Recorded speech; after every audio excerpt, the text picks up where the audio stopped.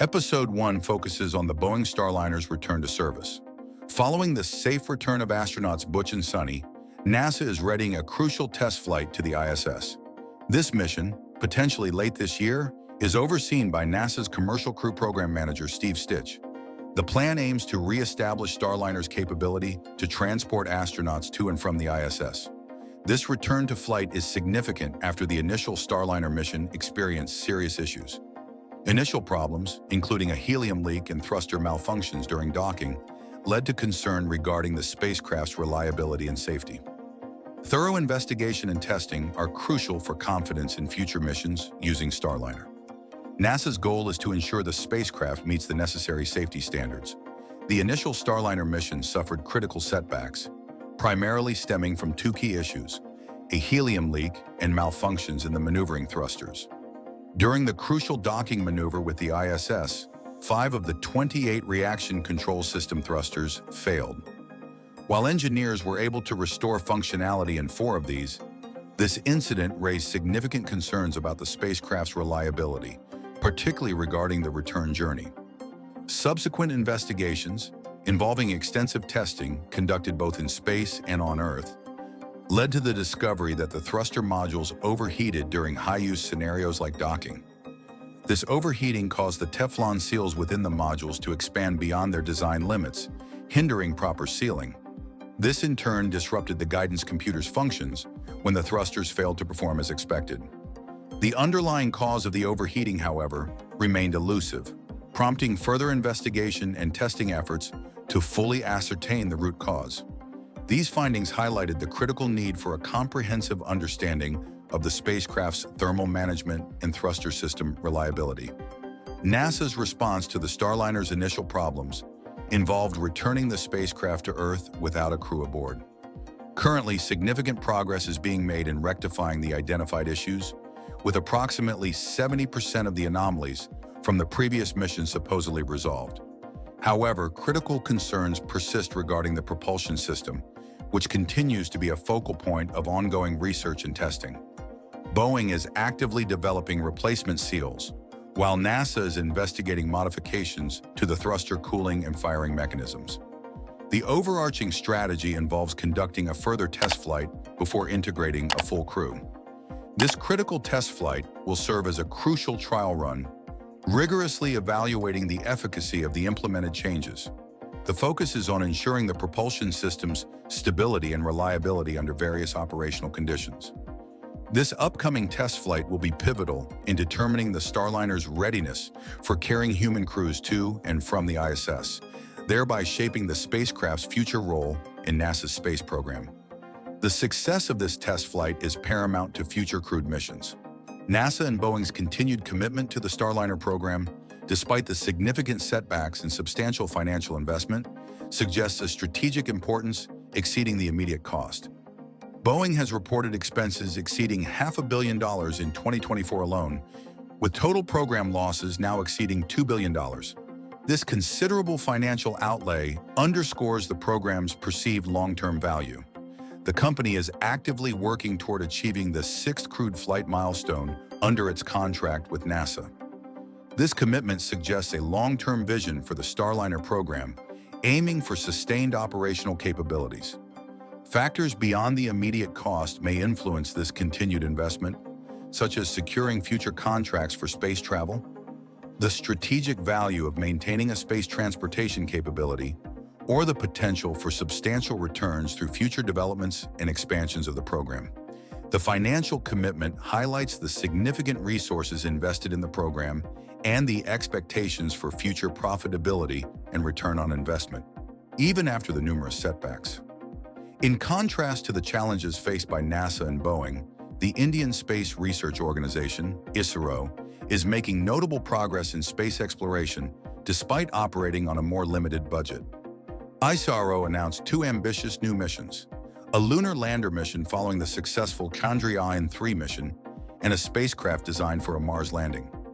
Chandrayaan-3's achievement marked India's entry as the 4th nation to successfully land on the Moon. This successful landing sets the stage for future sample return missions, highlighted by the Chandrayaan-4 mission. The subsequent lunar lander, building upon the advancements of its predecessors, signifies a continuing commitment to lunar exploration and the potential for future scientific discoveries. The Mars mission, a significant undertaking, underscores ISRO's dedication to expanding its space program's reach beyond Earth's orbit. The parallel development of these missions reflects a proactive and ambitious approach to space exploration, highlighting a different model of progress compared to the more complex, often cost-intensive approaches seen elsewhere. ISRO's Mars mission, a significant undertaking, builds upon previous endeavors, particularly the Mars Orbiter mission, MOM, from 2013. This new mission, designated the Mars Lander mission, MLM, is planned for launch in 2031, reflecting a longer timeframe for development compared to some other space programs. The MLM incorporates a lander, a helicopter, and a sky crane, showcasing a comprehensive approach to Mars exploration. This integration of advanced technologies anticipates a comprehensive and in-depth examination of the Martian environment. The mission's ambition extends beyond mere landing.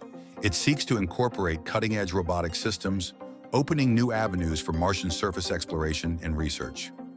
The evolution from the initial MOM through proposed iterations underscores a strategic approach, demonstrating an increasing complexity and sophistication in ISRO's Mars exploration plans. The 2031 launch date signifies a longer development cycle, perhaps reflecting the intricate nature of the mission and the meticulous preparation required. The U.S. Space Force is proactively developing a strategy to integrate artificial intelligence, AI, into military operations, aiming to enhance AI literacy among personnel. This strategic initiative underscores the growing importance of AI in future conflicts. The approach recognizes that future warfare will likely operate at machine speed, necessitating a sophisticated understanding of AI's application in real-time data analysis and intelligence generation. This strategy mirrors earlier statements by outgoing Air Force Secretary Frank Kendall, who highlighted the need for highly automated and autonomous systems. The Space Force is closely monitoring the space activities of countries like China and Russia, notably observing their on-orbit maneuvers and the development of capabilities such as jamming technologies, laser weapons, and satellite grappling. This observation underlines the evolving strategic landscape in space. The report's implication is a growing concern over the increasing sophistication of space-based capabilities of rival nations, necessitating proactive measures to maintain a strategic advantage in the future. This comprehensive approach emphasizes the increasing importance of space in modern warfare and the need for continuous adaptation.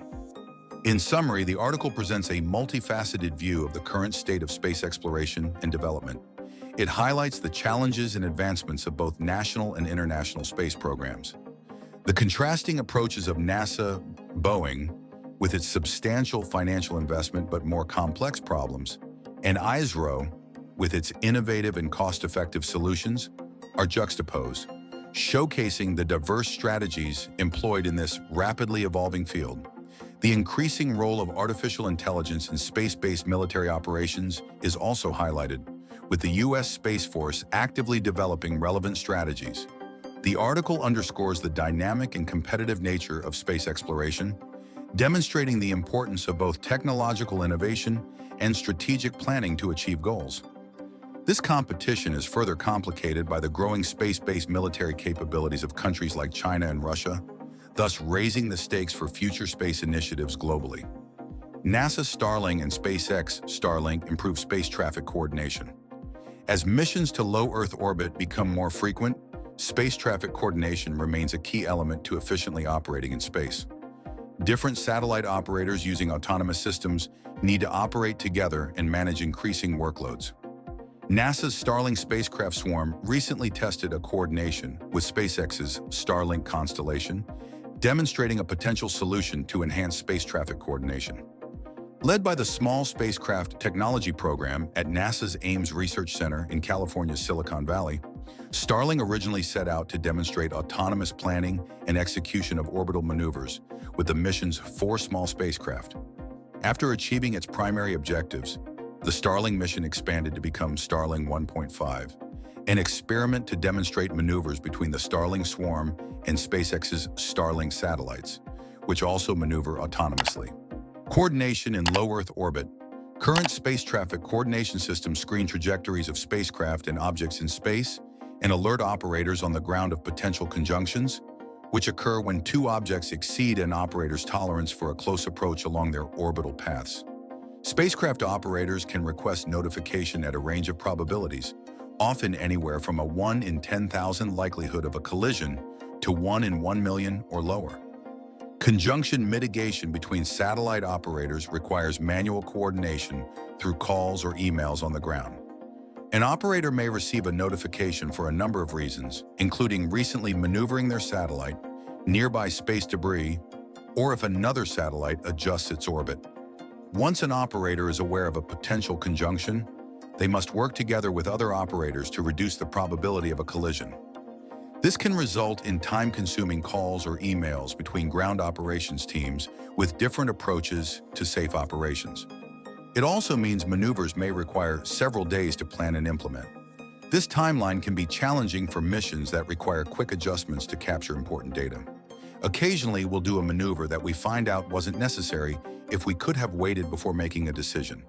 Sometimes you can't wait 3 days to reposition and observe. Being able to react within a few hours can make new satellite observations possible, said Nathan Benz, project manager of Starlink 1.5 at NASA Ames. Improving coordination for autonomous maneuvering.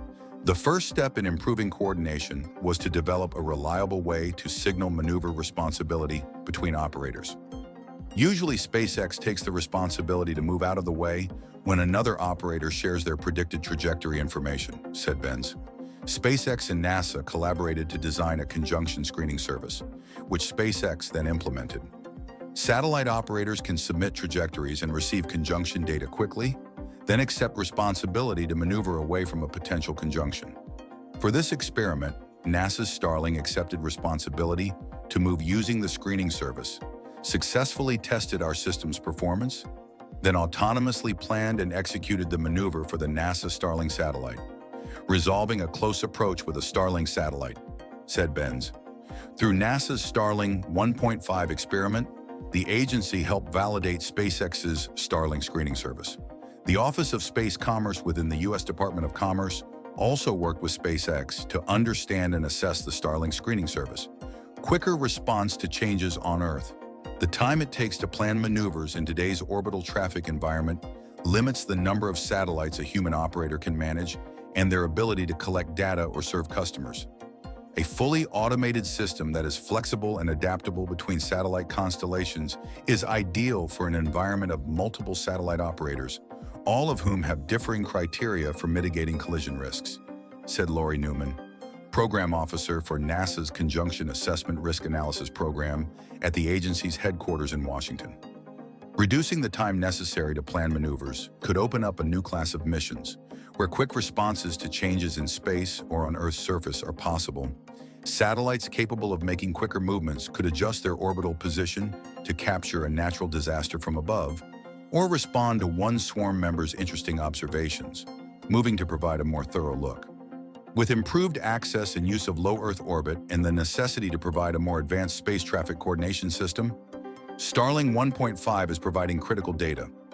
Starlink 1.5 is the result of a successful partnership between NASA, the Department of Commerce, and SpaceX, maturing technology to solve such challenges, said Roger Hunter, Program Manager of the Small Spacecraft Technology Program.